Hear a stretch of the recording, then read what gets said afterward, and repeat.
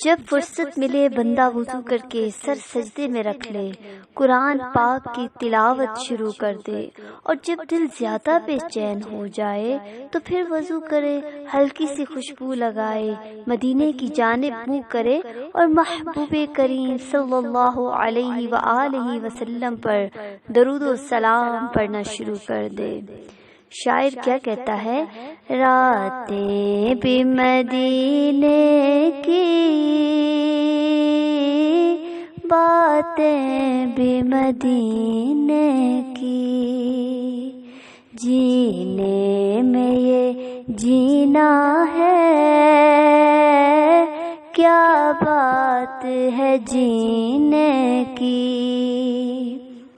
حضرت عمر کہنے لگے، لوگوں کا ذکر کم کرو، یہ اللہ کا ذکر کرو، اس میں شفا ہے۔ اللہ کا ذکر کرو، اس میں شفا ہے۔ اور اللہ پاک فرماتا ہے، الا بذکر اللہ تطمئن القلوب، بے شک اللہ کے ذکر سے ہی دلوں کو سکون ملتا ہے۔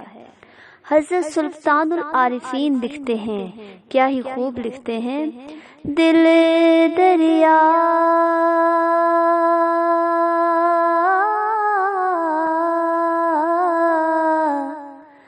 سمندروں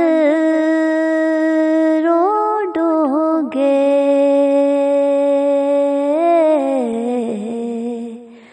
کون دلا دیا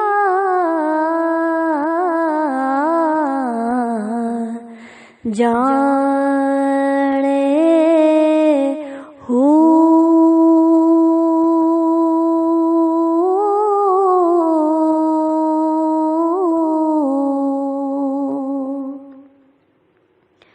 اور کس کے دل میں کیا ہے، کس کا دل بے چین ہے، یہ صرف میرا رب ہی جانتا ہے۔ اس لیے اس نے دلوں کا سکون صرف اپنی یاد میں رکھ دیا اور اپنے ذکر میں شفا رکھ دی۔ تو کثرت سے اللہ پاک کا ذکر کیجئے اور اللہ کے ذکر سے اپنے دلوں کو منور کیجئے، اور کثرت سے محبوب خدا صلی اللہ علیہ وآلہ وسلم پر درود و سلام کے نذرانے پیش کیجئے۔ کیا آج آپ نے درود پاک پڑھا؟ اگر نہیں پڑھا تو ابھی پڑھ لیجئے۔